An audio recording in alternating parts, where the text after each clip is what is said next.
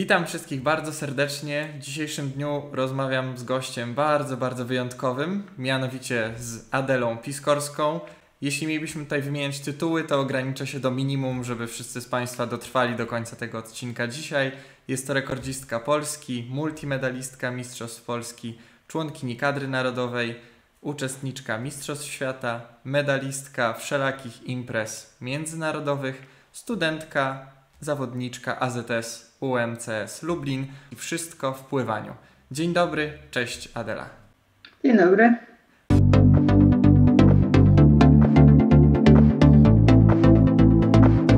Bardzo się cieszę, że znalazłaś dla mnie chwilę w dniu dzisiejszym i chciałbym na samym początku, zanim przejdziemy do Twojej aktualnej zawodowej kariery, zapytać Cię o sam początek, tak pokrótce, jak to wyglądało, że akurat dzisiaj wszyscy Cię oklaskujemy jak pływasz, a nie na przykład jak biegasz, czy grasz w jakiś inny sport zespołowy? Z tego powodu, że ja jestem na pozór bardzo antymobilna, że tak to ujmę. Do piłki to ja się w ogóle nie nadaję, do biegania po żołniersku, że tak to nazwę.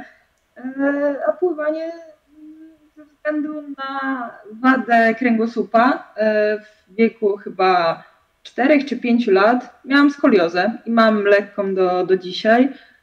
I dlatego pływanie i też głównie dlatego styl grzbietowy, bo najłatwiej koryguje właśnie jakieś zniekształcenia w kręgosłupie.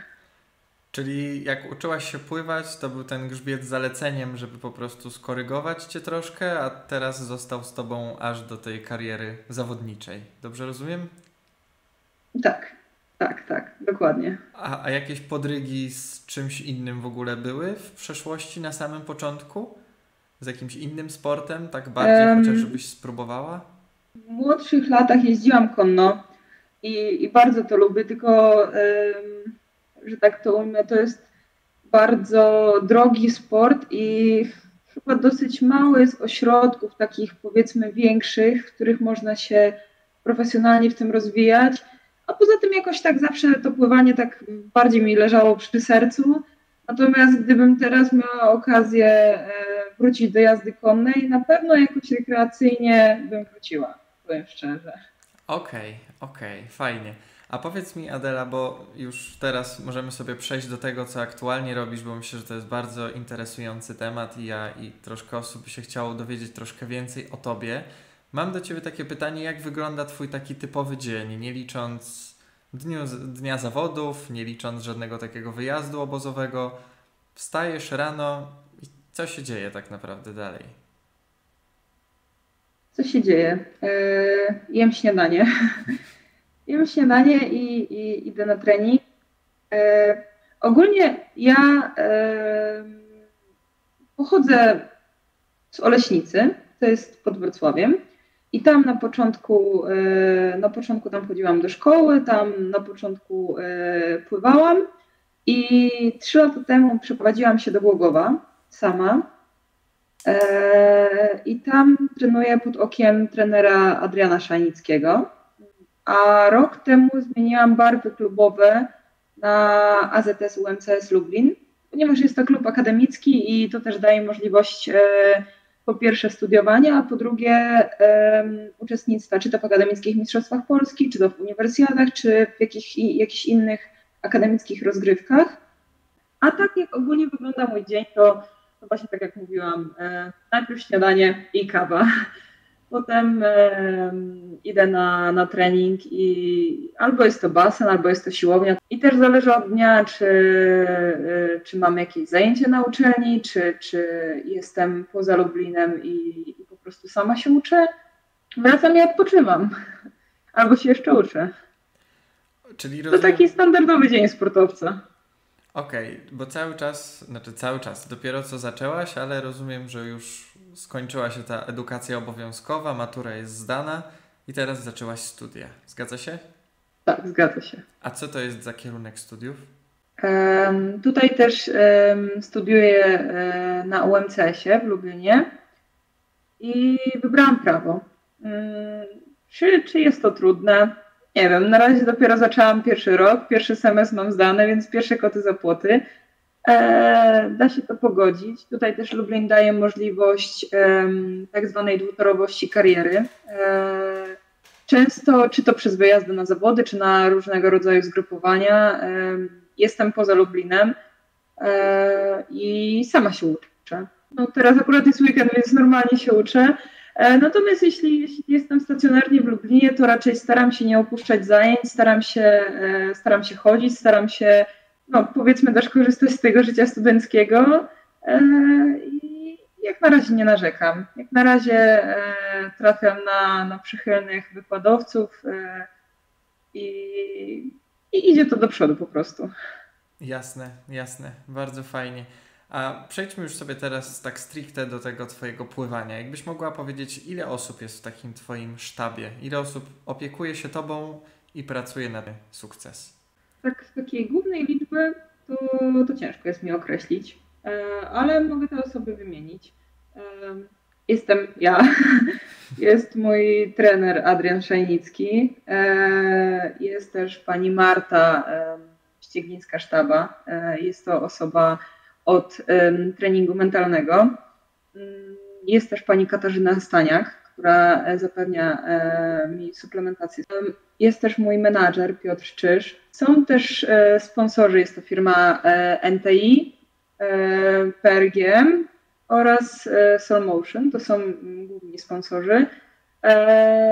A także Aquasport i Tyr Polska jest, jeśli chodzi o sponsorów, bardziej sprzętu takiego też pływackiego, oraz Centrum Rehabilitacji i Centrum Sportowe Chrobry Głogów, które zapewnia mi i zabiegi rehabilitacyjne, i korzystanie z obiektów sportowych.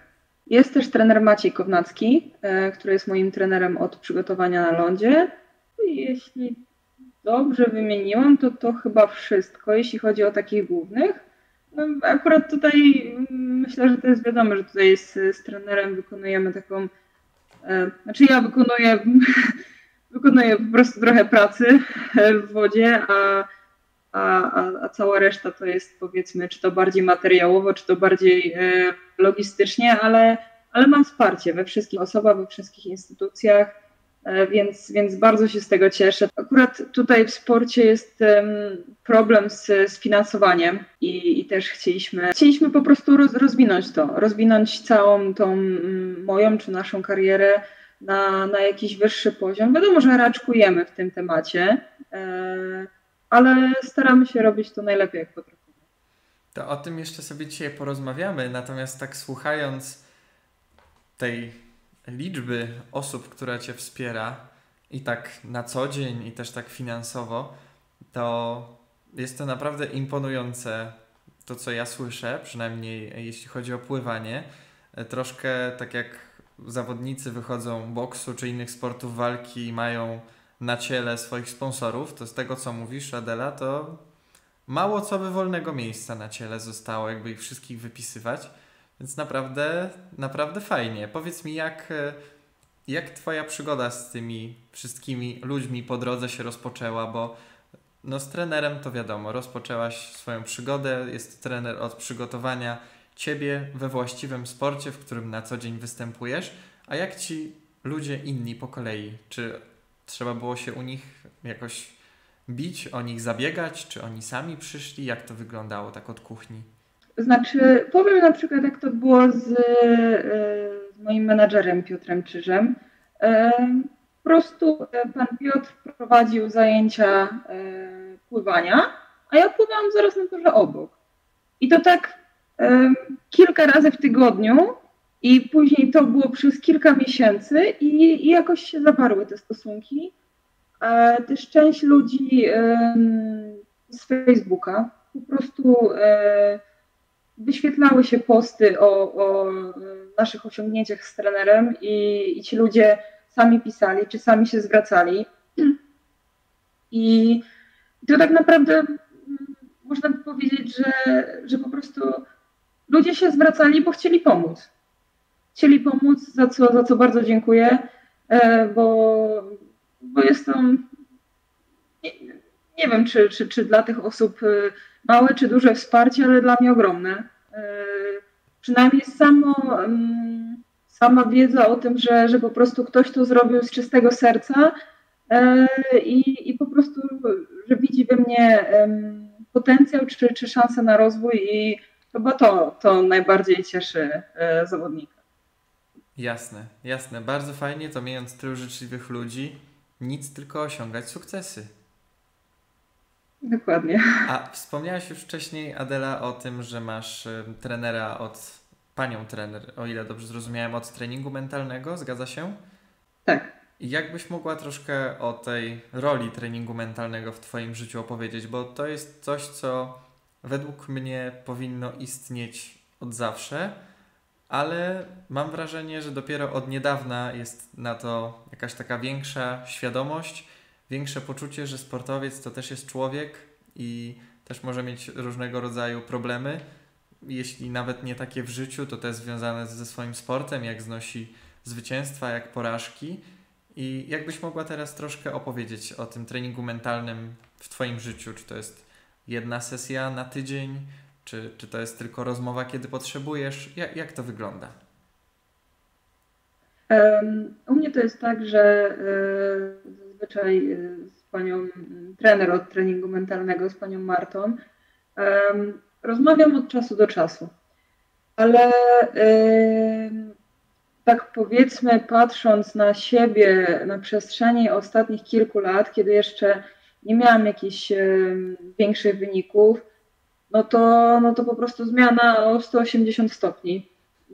Patrząc z perspektywy czasu na powiedzmy sam trening pływacki, czy samo jakieś takie zachowanie na zawodach, nawet powiedzmy w dobie ostatnich startów, to czasami po prostu sobie siedzę i analizując takie starty myślę, czemu ja tak myślałam? Czemu ja tak postąpiłam, a nie postąpiłam jakoś inaczej? Albo czemu akurat miałam to w głowie, a nie co innego? To jest bardzo zaskakujące i po prostu dla mnie to jest nierozwikłane do teraz.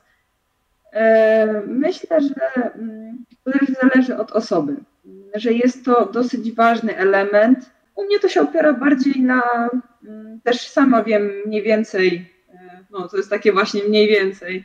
Mam sama taki wewnętrzny głos, który podpowiada mi, że teraz powinnaś się bardziej postarać, teraz powinnaś sobie to odpuścić, teraz powinnaś bardziej się skoncentrować nad tym, albo wiem, że jakie elementy są u mnie słabsze, więc nad tym muszę trochę więcej pracować. Jak są jakieś mocniejsze elementy, to po prostu to jakoś z automatu wykonywać, a te powiedzmy gorsze rzeczy nad tym bardziej przyczepić oko, że tak to nazwę. Okej. A powiedz mi, Adela, bo jesteś bardzo młodą zawodniczką. Wspominałaś tutaj o zabiegach rehabilitacyjnych. Rozumiem, że chodzi tutaj o taką odnowę biologiczną, regenerację. Zgadza się? Tak. W Głogowie, jak jestem stacjonarnie, to często korzystam nie z jakichś takich zabiegów typu po kontuzjach, tylko bardziej z zabiegów prewencyjnych, po prostu zwykłych masaży relaksacyjnych, tak żeby powiedzmy na ten czas masażu odciąć się od tego, co jest w codziennym życiu, od jakichś problemów, od jakichś zmartwień, po prostu żeby zregenerować ciało, bo bez tego to się za daleko nie pojedzie. No jasne. Też bardzo ważne, że masz kogoś, kto nad tym czuwa, bo ja pamiętam swojego czasu też trenując zawodowo pływanie, bardzo często było po prostu tak, że idź sobie na saunę, idź sobie na masaż, idź sobie na bicze wodne. Wszystko to było takie wrzucone gdzieś w eter i trzeba było jakby samemu posiadać tą wiedzę albo uderzać do specjalistów, bo nikt tego wcześniej nie powiedział, w jakich proporcjach, jak to należy robić. A u Ciebie, z tego co słyszę, to każdy jest odpowiedzialny za co innego i Ty się możesz skupić tylko na tym, od czego, może to tak brzydko zabrzmi, ale od czego jesteś, czyli po prostu od pływania, od tego, żeby osiągać sukcesy w tym sporcie, a nie musieć się martwić i interesować tymi rzeczami dookoła. Więc też fajna rzecz. I kończąc ten wątek, jeszcze chciałem zapytać o rolę takiego marketingu, takiej widoczności Twojej w sieci, bo tak jak już mówiłaś, to pewnie przez to, że te posty Twoje ze zwycięstwami, z medalami, z rekordami pojawiały się gdzieś, no i przez to też zyskałaś dużo cennych osób, między innymi swoich sponsorów. A powiedz, jak w ogóle zaczęła się ta przygoda z tym marketingiem? To było tak jak u większości ludzi, że osiąga się coś takiego, czym warto się pochwalić raz, drugi, trzeci i to się staje po prostu taką rutyną, że gdzieś ta Twoja wizytówka internetowa jest cały czas budowana? Czy to był taki przemyślany zabieg, ktoś Ci doradził, że Adela, słuchaj, tak trzeba, dobrze pływasz, to jest jedna z takich dróg, którą trzeba wybrać, żeby po prostu było lepiej? Ja nie jestem za tym, żeby się jakoś tam bardzo chwalić. Myślę, że jak ktoś osiąga wyniki, to one po prostu same pójdą w świat. Natomiast zawsze tak bym po prostu jakąś tam informację wrzucić, natomiast żeby to była informacja na luzie, a nie wymienianie wszystkiego łącznie z przeżyciami podczas wyścigu, jak się przygotowywałam i jakim tutaj się nie jest jakimś, nie wiem, wspaniałym czy po prostu beznadziejnym. To raczej wolę to po prostu napisać w luźnej formie, przekazać. Jaką zawodniczką jest Adela? Na pewno jestem uparta, cierpliwa. Powiedzmy, że tak, że w miarę umiem się wykazać jakąś kątliwością i chyba naturalna. Po prostu nie udaję nikogo innego nigdy. Czyli Po prostu jestem sobą i robię to, co mi sprawia przyjemność i to wszystko. Jasne. No i za to na pewno Cię też ludzie lubią, Adelo, że jesteś taka, jaka jesteś, a nie udajesz nikogo innego. No, nie ma sensu się jakoś tam ukrywać, po prostu wolę powiedzieć prawdę, wolę powiedzieć mniej więcej to, co myślę, a nie jakoś tam czy to nadskakiwać, czy po prostu chwalić siebie w niebogłosy. No bez przesady, no po prostu. No jasne. A jakbyś mogła tak spojrzeć na siebie na chwilkę oczami innych, jak oni Cię widzą i określić, co jeszcze, jaki element albo, no nie wiem, jakieś Twoje nastawienie psychiczne, to zostawiam tutaj Tobie, co ocenisz. Co jeszcze jest do poprawy w Twoim pływaniu? W Twojej technice pływania, w Twoim zachowaniu? Jest jeszcze jakiś taki element, czy wszystko już jest opanowane i po prostu drogą progresji sobie rośnie i jest coraz lepiej? Jeśli chodzi o pływanie, no to zawsze będzie coś do poprawy. Tutaj nie da się tego oszukać. Myślę, że jeśli chodzi o pod kątem technicznym, to jest tak w miarę całkiem okej, ale chyba jest dużo do zrobienia w jakiejś takiej wytrzymałości, czy ogólnie w całym treningu, to można by tak to ująć, że jestem na poziomie zabawy w piaskownicy. Na razie to się bawimy tymi foremkami z trenerem i może kiedyś zaczniemy budować domy, że tak to powiem. Jestem bardzo wrażliwa, jeśli chodzi o trening.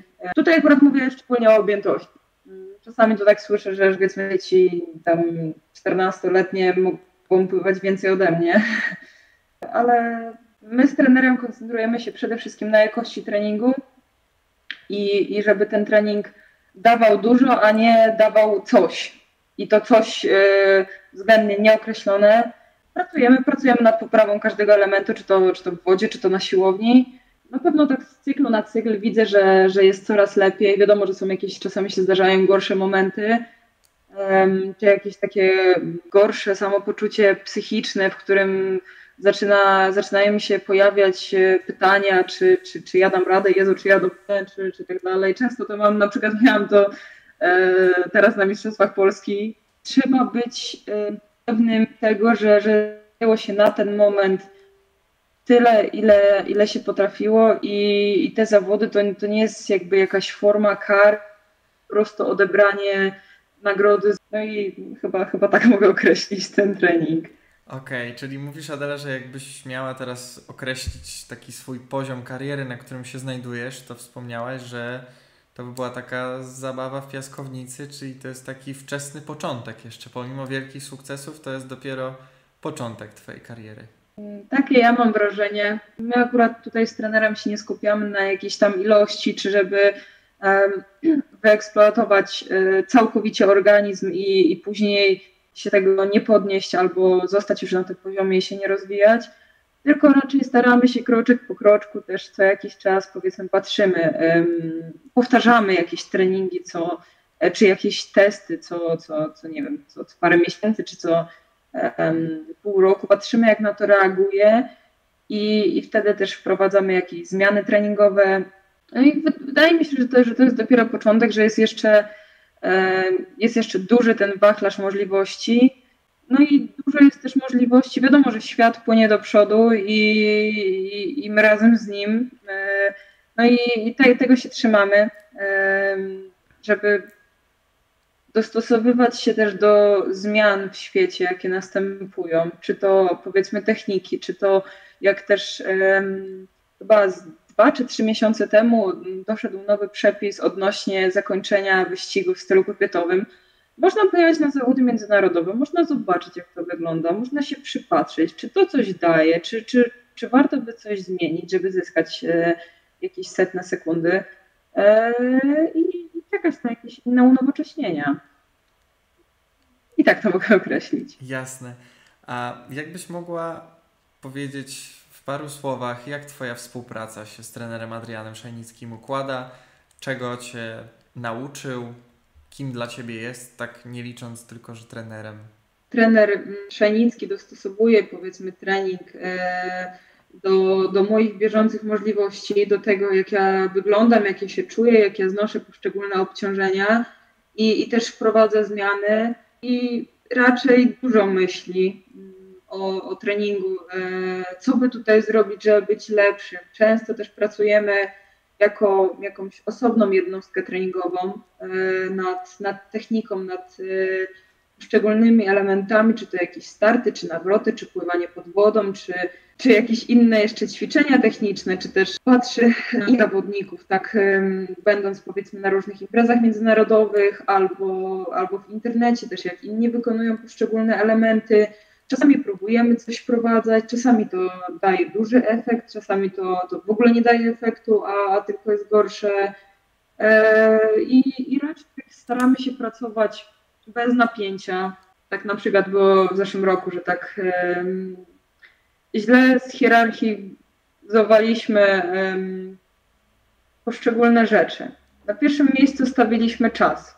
Czas, wynik, a dopiero później jakieś takie ogólne samopoczucie i ogólne jakieś takie czerpanie po prostu przyjemności z tego, co robimy, bo i dla mnie, i dla trenera pływanie jest pasją i nie ma tak, że po prostu przychodzimy na trening z podkową na twarzy i po prostu jesteśmy tutaj oboje za karę, tylko raczej świadomie wykonujemy zadania i wiem, że na przykład dzisiaj mamy się tak szczególnie zmęczyć i że to jest jakieś zadanie, które za 2 miesiące może na zawodach zaprocentować. To bym tak to określiła. Ja jestem bardzo zadowolona. Mam nadzieję, że trener też. A trenujesz Adela w grupie czy indywidualnie?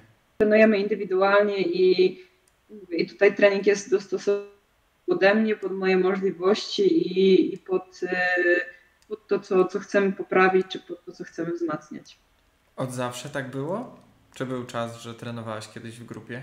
Jak zaczynałam pływać, to twoje pierwsze kroki stawiałam w klubie UKP Torpeda Oleśnica i tam trenowałam w grupie.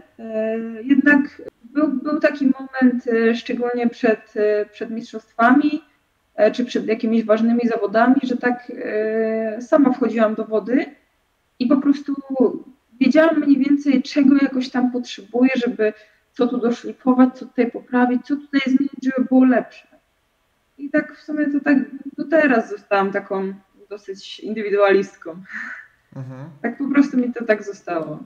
A nie jest tak czasem, że brakuje takiego małego elementu rywalizacji, że jak jesteś sama, no to wiadomo, ścigasz się sama ze sobą, nawet jeśli jesteś najlepsza, tak jak teraz, no to czasem się zdarza, że jak się ciebie na przykład zmęczy i wrzuci, nazwijmy to takiego zajączka, za którym można trochę pociągnąć i jeszcze bardziej wyśrubować te swoje możliwości. Nie masz tak czasem, że brakuje takiej drugiej osoby na torze obok albo na tym samym?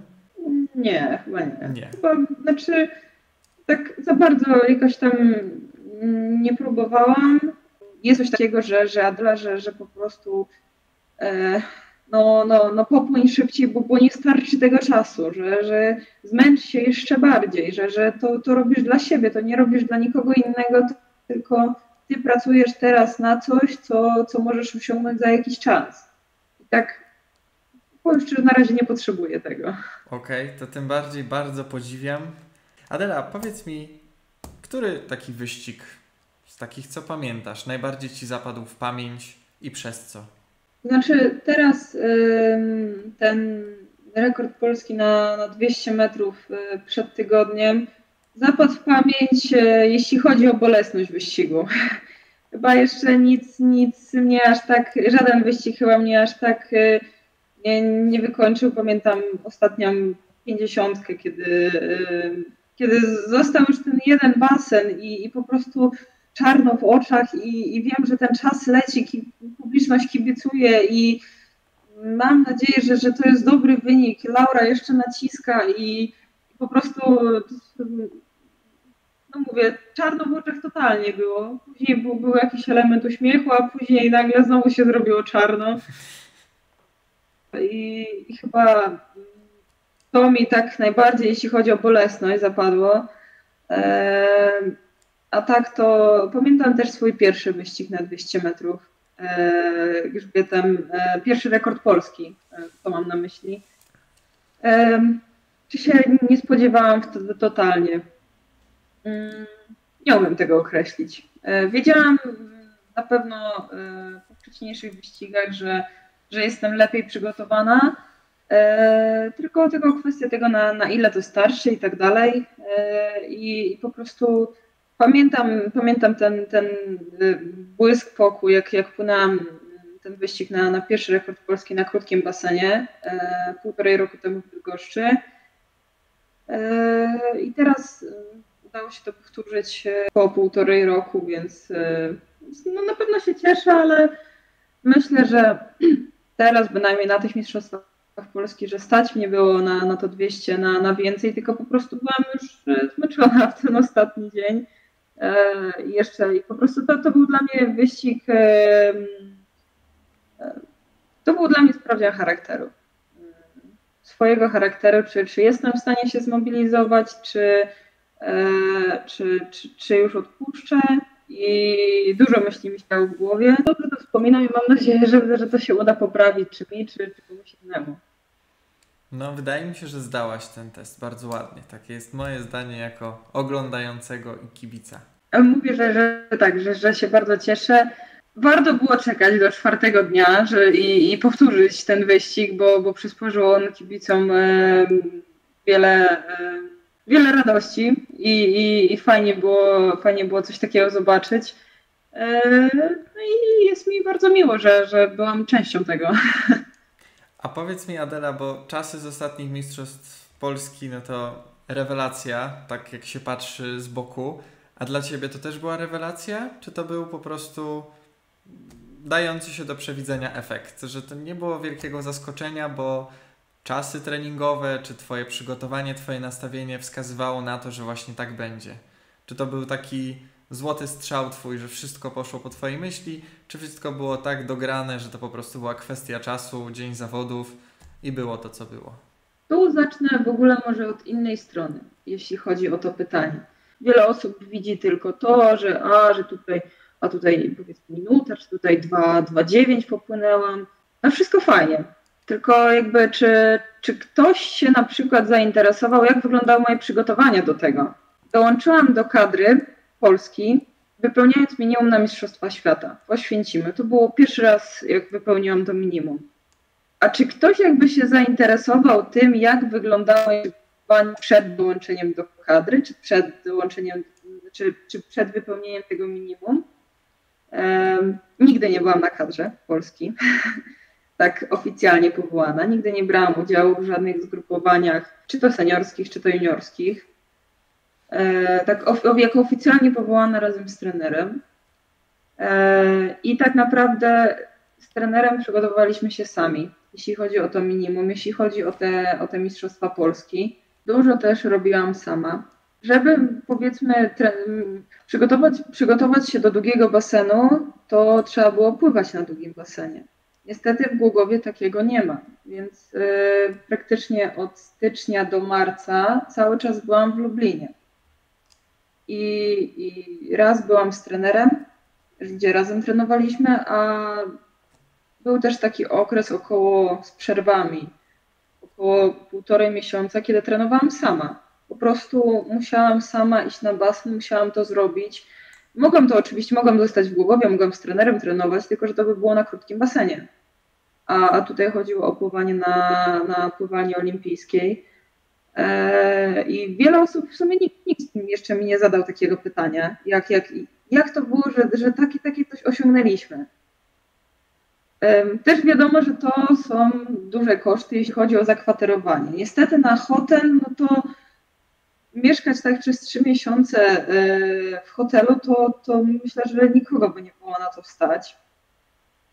Więc wszystko finansowałam z własnych środków lub z pomocy sponsorów. Spałam w akademiku. Teraz nadal jestem w akademiku. Tylko że teraz jeszcze mam warunki takie, że chociaż mam lodówkę i łazienkę w pokoju, a przez prawie 2 miesiące żyłam bez łazienki w pokoju i bez lodówki. Moja lodówka była na parapecie. Dobrze tylko, że to była zima. I pamiętam, jak trener pierwszy raz przyjechał tutaj, to powiedział, że podziwia mnie, jak ja po prostu sobie z tym wszystkim poradziłam, żeby dojeżdżać na basen 2 razy dziennie, żeby zapewnić sobie wyżywienie. Nie miałam kuchenki, nie miałam nic, co bym mogła sobie ugotować, więc tutaj też wychodziły jeszcze pieniądze na samo wyżywienie i na samo przygotowanie sobie czegoś. Taki jeden wieczór chciałam zjeść coś ciepłego na kolację. Nie miałam kuchenki mikrofalowej czy czegokolwiek innego, żeby sobie coś zrobić. I przez cały dzień, czy przez pół dnia kurczak tylko dlatego, żebym wieczorem, jak przyjdę z treningu, był ciepły. I wtedy sobie zdałam sprawę, w ogóle jakby to do mnie nie dochodziło w pierwszych momentach. Ja po prostu jechałam, po prostu robiłam wszystko, trenowałam na tyle, na ile potrafiłam, na tyle, na ile byłam wytrwała. I po prostu dopiero po jakimś czasie zauważyłam, że chyba mi na tym zależy. Chyba mi na tym zależy, żeby osiągnąć sukces mimo wszystko. I pamiętam właśnie pierwszą reakcję, kiedy zrobiłam minimum w Oświęcimiu. To był po prostu dla mnie w ogóle szok i niedowierzanie. Pracowaliśmy pod to, tylko nie wiedziałam, czy to starczy. W ogóle się takiego wyniku nie spodziewałam. Myślałam, że albo zabraknie jakichś setnych, albo będę może setne poniżej tego. I co mam na myśli? Mam na myśli to, że ludzie widzą wyniki, widzą czasy i oceniają to na podstawie czasów. Tylko jakie też były warunki? W kwietniu byłam całe 4 dni na kadrze, czy 5 dni. To było wtedy już, jak zrobiłam wynik, jak już osiągnęłam minimum, to dopiero wtedy mogłam dołączyć do kadry. Tylko co na przykład, gdybym nie miała jakichś tam pieniędzy, czy jakiegoś dostępu warunków, czy też by się udało zrobić minimum? Są też osoby w podobnej sytuacji jak ja. Może osoby, które chciały pracować, jednak nie miały takiej możliwości, były może rozwojowe i może teraz byłaby 1, 2 osoby czy więcej, które by dołączyły do tej kadry seniorskiej. Podchodzę do nich z pokorą. Wiem na pewno, na co mnie stać i jestem świadoma tego, co ja wykonałam, czy co z trenerem wykonaliśmy i bardzo się z tego cieszę i będę pracować tylko, żeby było lepiej, czy bym miała jakieś wsparcie, czy gdybym musiała sobie sama poradzić, bo zależy mi. Zależy mi na tym, żeby się ciągle rozwijać, bo to jest, ja nie mówię tutaj akurat tylko o pływaniu, tylko ogólnie życiowo, że to jest chyba taki cel, żeby nie zastać się za długo w miejscu. Jasne, no w To jest, ogóle skończyłam swoją wypowiedź. niesamowita historia. Historia, których wydaje mi się, że w świecie dużo, ale w świecie charakterystycznym dla tak zwanego świata, krajów trzeciego świata. Coś, co wielcy piłkarze mieli kiedyś, a później doszli do wielkich pieniędzy, wielkich karier, gdzie kopali gdzieś tam w wiosce, nie było ich na nic stać, ale no nigdy bym nie przypuszczał, że tak samo może być u nas w kraju, no, rozwijającym się wciąż, ale jednak ja bym powiedział, że na poziomie. Także tym bardziej, jakbym miał czapkę, to bym ją zdjął. Czapki z głów Adela i naprawdę... Znaczy ja akurat tutaj nie mam zamiaru, nie wiem, jakoś się chwalić czy coś, tylko Ale bardziej chciałabym tutaj przekazać informację o tym, że coś takiego miało miejsce i żeby jestem świadoma tego, co powiedzmy się działo, jak wyglądały przygotowania i mówię, że można sobie oceniać wyniki, można sobie oceniać czasy, można sobie oceniać liczby, tylko nigdy nie padło takie pytanie z tej strony, jak wyglądały przygotowania. Czy się miało warunki, czy ktoś miał warunki, czy ktoś nie miał warunków. Chciałam to tylko powiedzieć dla po prostu uświadomienia. jasne. To może niezbyt takie ładne jest pytanie, jakie następne zadam, ale chciałem się Ciebie zapytać, bo jesteś nazywana, przynajmniej przygotowując się do tej naszej rozmowy, widziałem kilka wywiadów z Tobą, nie tylko takich nagranych, ale też takich spisanych, nazwijmy to. No i nagłówki były wielka nadzieja polskiego pływania. Co o tym sądzisz, Adela? Czujesz się tak, że jesteś Nie wiem, osobą na miarę Otylii Jędrzejczak, o której może być bardzo głośno niedługo? Już jest, ale no w świetle tych wydarzeń jak Mistrzostwa Świata, niedługo Igrzyska Olimpijskie, że może być jeszcze głośniej? tak szczerze, nie zastanawiałam się nad tym. Jakby akurat tutaj jakaś taka, powiedzmy, opinia innych za bardzo czy ja się do niej dostosuję, czy ona wprowadzi u mnie jakieś zmiany w moim życiu, no to już tylko w mojej gestii leży. Otylia jest Otylią, Adela jest Adelą.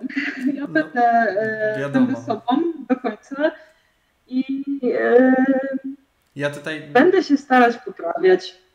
Będę się starać osiągać coraz to lepsze wyniki, jeszcze pourywać się z tych czasów. Uważam, że są one dobre, no ale wiadomo, że świat pływa szybciej i do tego będę dążyć.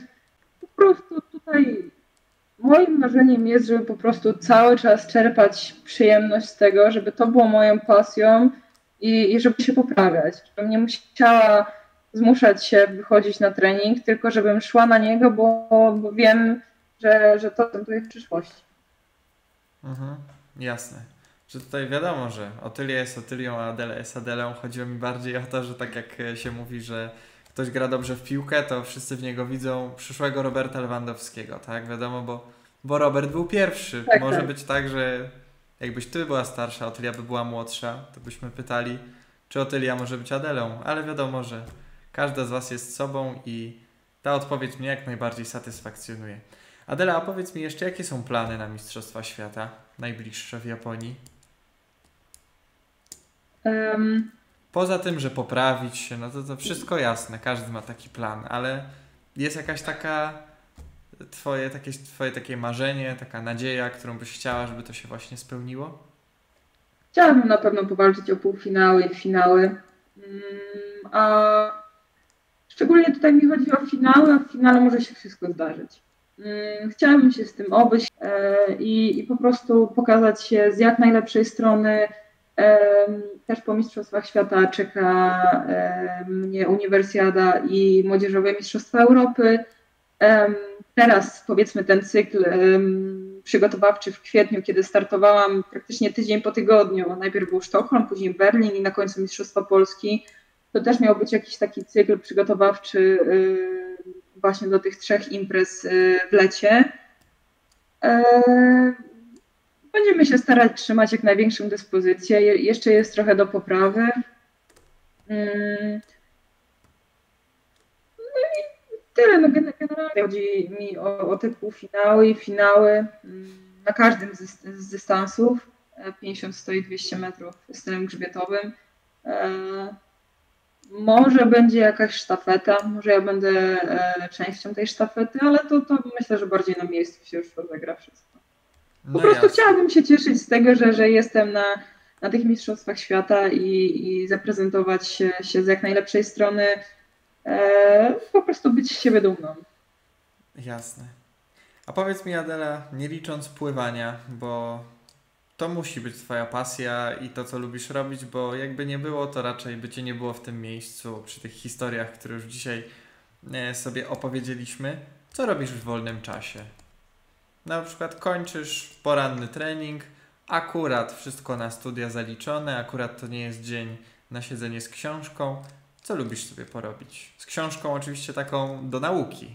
Nie wiem, bo może czytać lubisz, albo filmy, albo spacery, nie wiem. Nie, raczej takie zwykłe książki to po 5 czy 10 stronach potrafię zasnąć. Okay. To nie ukrywajmy, jak się...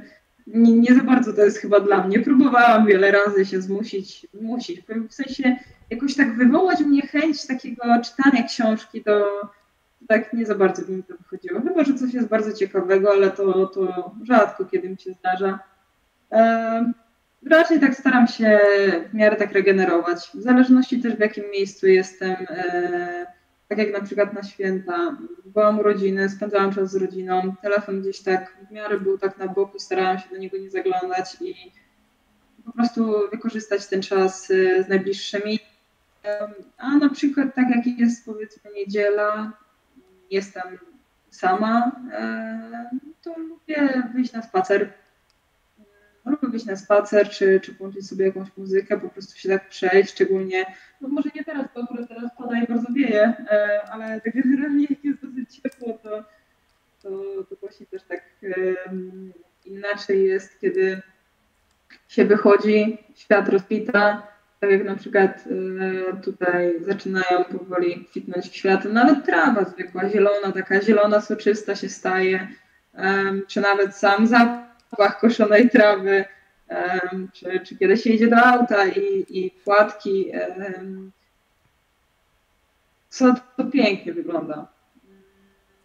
To lubię robić i też na obozach jak jesteśmy, no to też często staramy się zwiedzać okolice. Tak jak na przykład w Lublinie tutaj jest blisko Kazimierz, czy na Łęczów, to też są piękne miejsca. No i czasami coś dobrego zjeść. Jasne. No a tego jedzenia, nie oszukujmy się, musi być dość sporo przy takim wysiłku, jaki jest w ciągu dnia. Oj, tak. Adela, powiedz... To trochę jest jednak. Jasne. Czego ja Ci mogę życzyć na przyszłość? Jest coś takiego, czego potrzebujesz? Czy po prostu tego, żeby się nic nie zmieniło, że to jest dobrze obrana droga i wszystko przyjdzie samo? Żeby się nic nie zmieniło. Żebym zdała studia. No to na pewno. Zdała wszystkie najważniejsze egzaminy, jeśli chodzi o jakąś taką dojrzałość i egzaminy sportowe. I po prostu, żeby realizować swoje pasje. Bo będę pływać dopóki to będzie mnie pchać do przodu i dopóki to będzie moją pasją. Pięknie. To tego właśnie życzę. Bardzo dziękuję za rozmowę. Moim i Państwa gościem była Adela Piskorska, rekordzistka Polski, multimedalistka wszelakich imprez międzynarodowych i też polskich.